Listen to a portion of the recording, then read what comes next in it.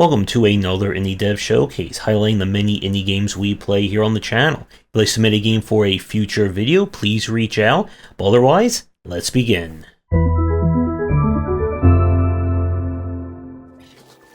We are starting things off with Crashlands 2. This is the sequel to the survival crafter / action adventure game. You have returned to the planet from the first title to find that there's more corporate shenanigans going on. People are not happy, and you're going to have to collect a lot of resources, beat up a lot of things, and do all that scavenging that you come to know and love in order to solve this mystery. Our gameplay is very reminiscent of the first. You'll explore the land, collecting various resources, completing quests, and unlocking more of the space. Now, this is not like a pure survival crafter, in the sense that you're kind of given free reign to do whatever you want. The game follows a story with different missions that you'll have to go for in order to unlock new tools and items that will then let you explore further. You'll need to befriend the various creatures as well, completing tasks and challenges for them in order to unlock additional bonuses and items along those lines. The art style still looks really nice with the kind of like animated and exaggerated art. And this is the kind of like survival crafter that I like, that it's more of a story or mission focus rather than just being completely open-ended. So I didn't get a chance to play too much of this one. I do want to go back to it at some point. If you're a fan of the first game, then this is an easy recommendation.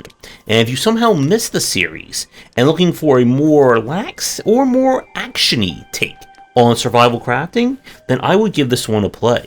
And now we go to Minekeeper. This is a tower defense roguelite where you are battling your own personal inner demons and depression, using towers and a ballista to do so. The gameplay here is that during a run, you'll choose from different towers. You'll unlock more as you play through, and each structure you build has a different firing radius as well as functionality. Your mission is to defeat all the enemies before they attack your kind of brain / inner self. If it depletes all the way, you lose the run. And you'll be able to upgrade different parts as well, and try and keep yourself going for as long as possible. I like the hand-drawn art style of this, and like a lot of these styles of like tower defense or like roguelites, it's easy until it's not. Once the enemies start overwhelming you, or you run into something that just doesn't die quickly to your towers, that kind of spells the beginning of the end for that run. You'll then be able to again unlock permanent upgrades, new towers, new items that can show up. So I like this one. It did feel a little bit repetitive from our time with it, since you don't really have a lot to start with in terms of different tactics and towers.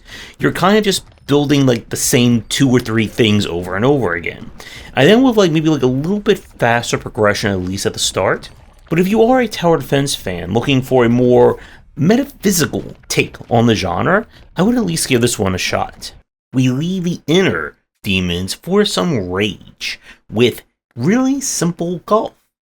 This is another in the rage / rage former category, where you are just trying to play some golf. And you're going to be doing some very unorthodox golf courses in each level. So our gameplay is essentially in the kind of, again, getting over it style. You can launch your golf ball in any direction, and of course, you can see the trajectory that you're going to be going in. Now, the twist is that you must collide with any kind of surface in order to be able to relaunch the ball again. So, just flinging it into the wide open air is not the best strategy. And with each stage, there are secrets to find, rages to get over, and more crazy section to go through. Now, it can be a little bit hard on your hands, as with all these kinds of rage-style games are, but I found to still be very solid. It helps that you can kind of see the exact trajectory of where you're going to be launching the ball. So it's not a case of you just like flinging it and hoping that you got enough momentum or velocity or you're screwed. So if you're not too adverse to some rage and also a fan of golf, I would at least give this one a shot, and hopefully you can at least make it under par. And now we go to a Master of Peace. One thing to note, this is based off the prologue version that was released in late 2024 and may not represent the current demo and of course the game when it is released. This is a kind of mercenary building roguelike where you'll construct your quote-unquote deck out of different mercenaries. Each one has varying stats relating to, of course, attack, health, speed, as well as special properties that you can also upgrade as you explore. Your job is to get past a series of battles while keeping your mercenaries alive. The general combat in this one is kept relatively simple. Characters will of course just bump into each other and will deal damage respectively. And your job is to try and match your characters to the enemies that they'll have the best possible chance of defeating. After combat, you'll be able to use accumulated money to either purchase new mercenaries, upgrade your existing ones, or get special items that can aid you. This one can be a little bit on the tricky side. If you don't have enough mercenaries to kind of block the enemy, you're going to take some major damage. And at the start, you're going to be kind of behind the 8 ball in terms of stats relative to the enemies. I know that people did comment on the overall difficulty of the prologue when it was released last year, and the developer did take that into note, but at this time we did not have a chance to play like either the update of the prologue or any new demo builds of it.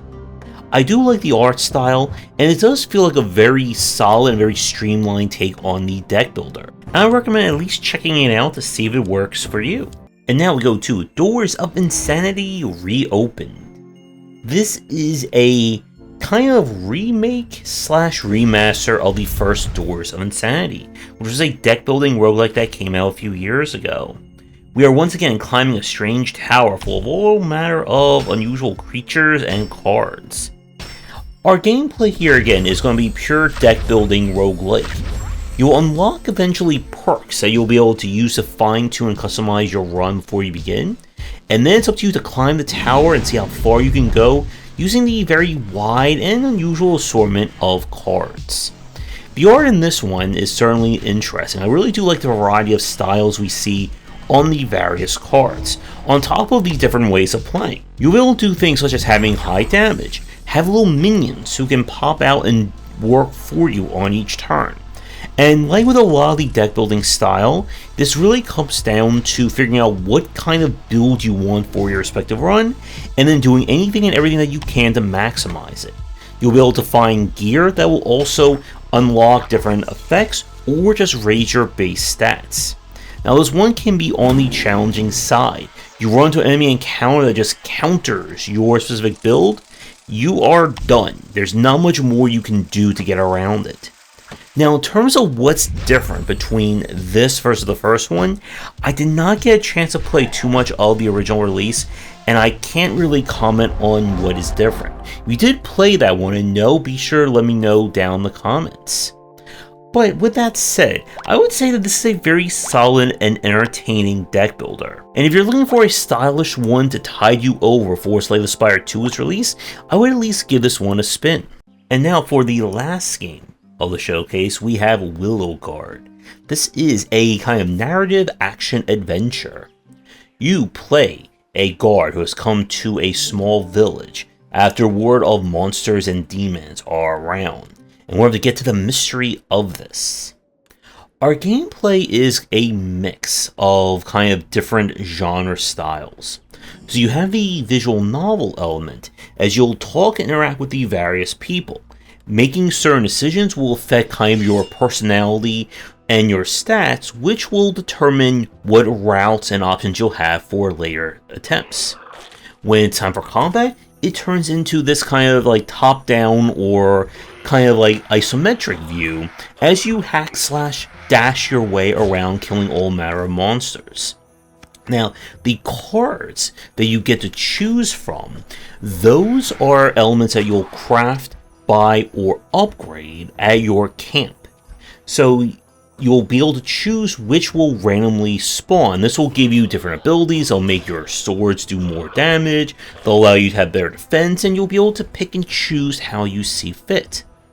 And you'll be able to decide which people you'll help, ignore, and how the story will play out. There is quite a lot to this game, and it feels like it's going for the, in essence, the jack of all trades, master of none approach. I kind of wish that combat was a little bit more interesting to play. They kind of go for a very wide approach, and then you're just like doing basic slashes to kill these enemies. But there's definitely something here if you're an action-adventure fan looking for a different take on everything. The art style certainly stands out, especially during the cutscenes, and this is another one of those games where, again, I think I would like to go back to it at some point and see where the entire story and gameplay leads. So, this would be another recommendation if you're looking for an indie take on a very familiar genre. So with that, our showcase comes to an end.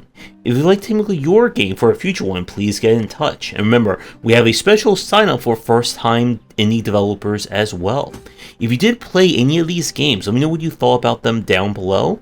And with that, thanks for tuning in, and be sure to come back for more design talks and indie game coverage coming soon. Thanks for watching, and a special thank you to our Patreon supporters. If you enjoyed the video, do the YouTubing stuff. Be sure to visit our Discord and Patreon, and if you're interested in more in my thoughts on design, check out my game design books.